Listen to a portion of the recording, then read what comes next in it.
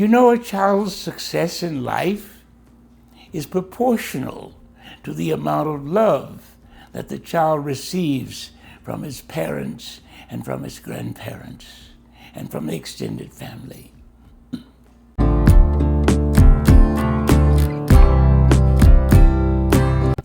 Yes, there are many, many studies proving that the successful person is the product of a successful marriage, of a loving family.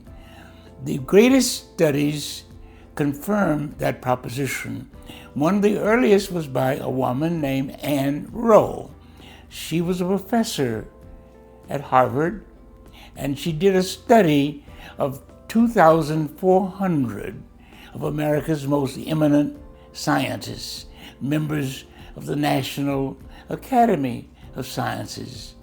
She spent a week almost interviewing at least 65 of them after polling all of them. And these are her results. The successful family produces a successful child.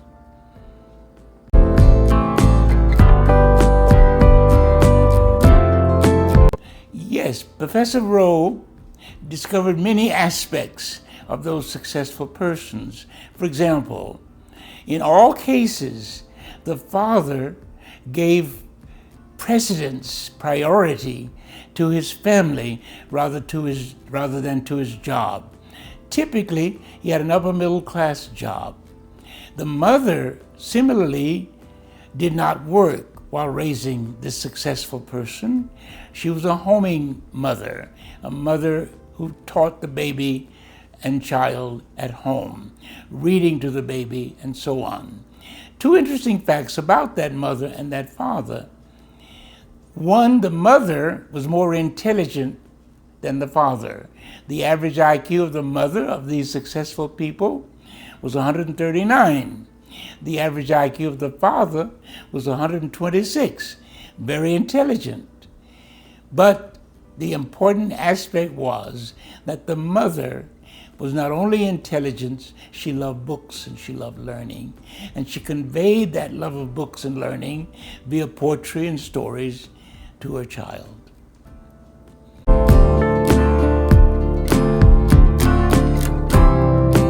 Yes.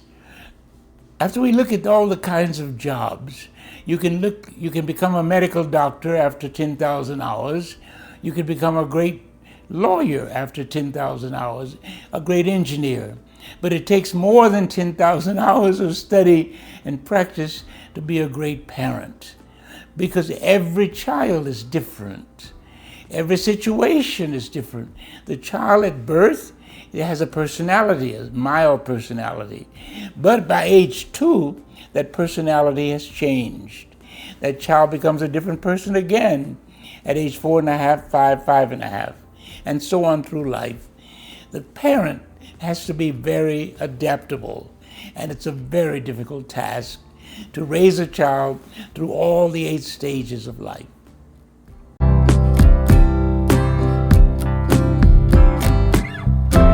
The best job of child rearing through history was done by the Scots, by the Igbos and other tribes in Africa, by some Japanese, and strangely, by some American, the middle-class Americans.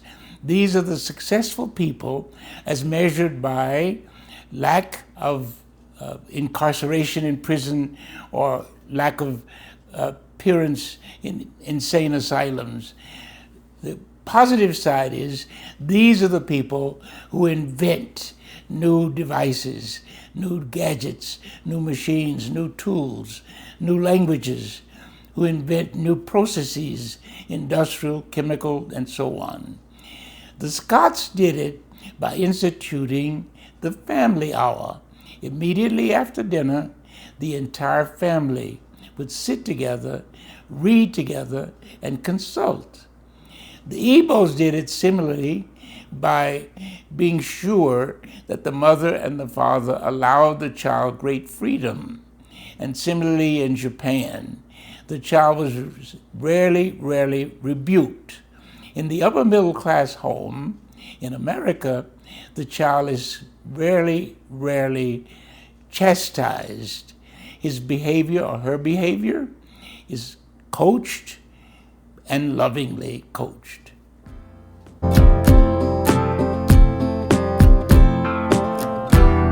There are two kinds of evidence.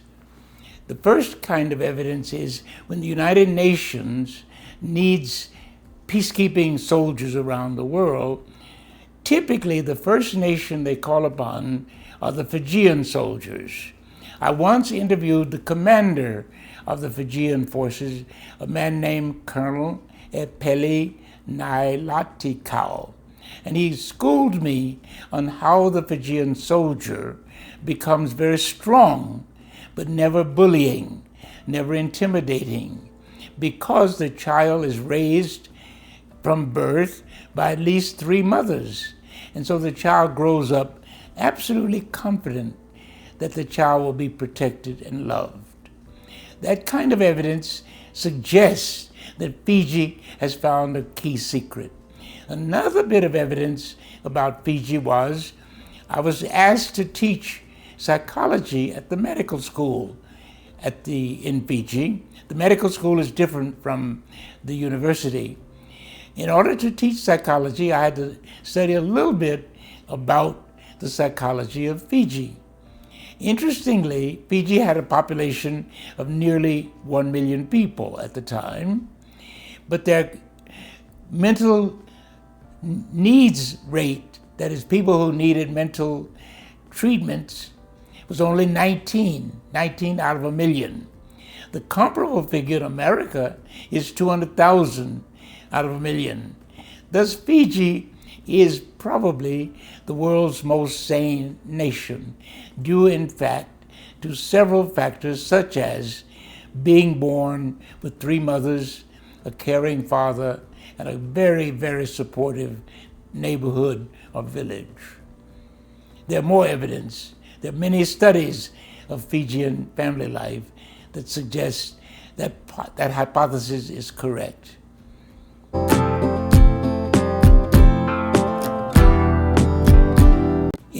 In terms of the health of the person, probably Japan, probably the Igbos, and certain classes in America, such as the Jews, the Armenians, and a few other parts of America, not the entire American population, but certain segments of America who follow wise family practices. I'll give you one quick example. Joseph Kennedy understood a great strength of the Jewish family. When someone of dignity and importance comes to dinner to a Jewish home, the children are invited to sit at the table. Joseph Kennedy decided he would adopt that for his Irish family. So when he would invite the mayor or the cardinal to dinner, the children, the 11 children, would sit around the table and listen to the conversation. Thus, there are many practices that predict successful families, beginning with the Scots, who invented the family hour. Every night after dinner, instead of watching television, the family reads something inspiring like the Bible or some book or poems, and they discuss life after dinner.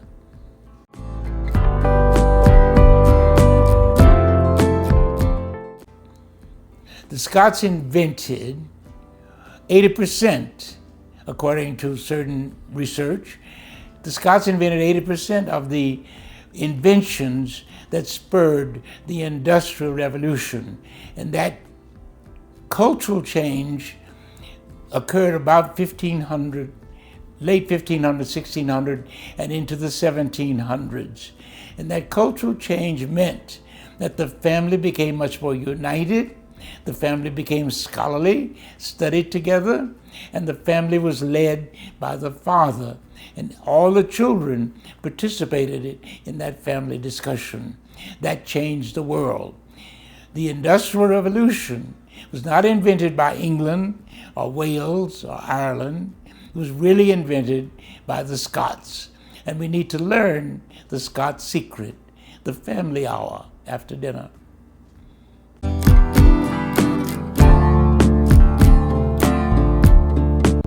The strength of Japanese culture are many.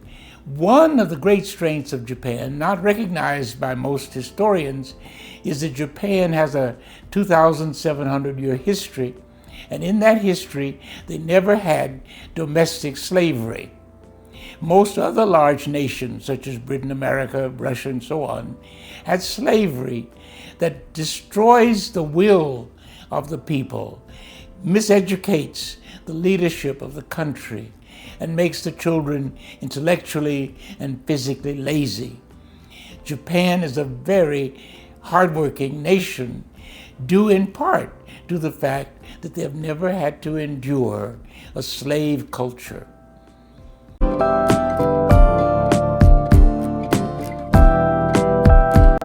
Yes, the Baha'i Faith does. For example, Baha'u'llah recommends, of course, that every baby be born in a marriage of love.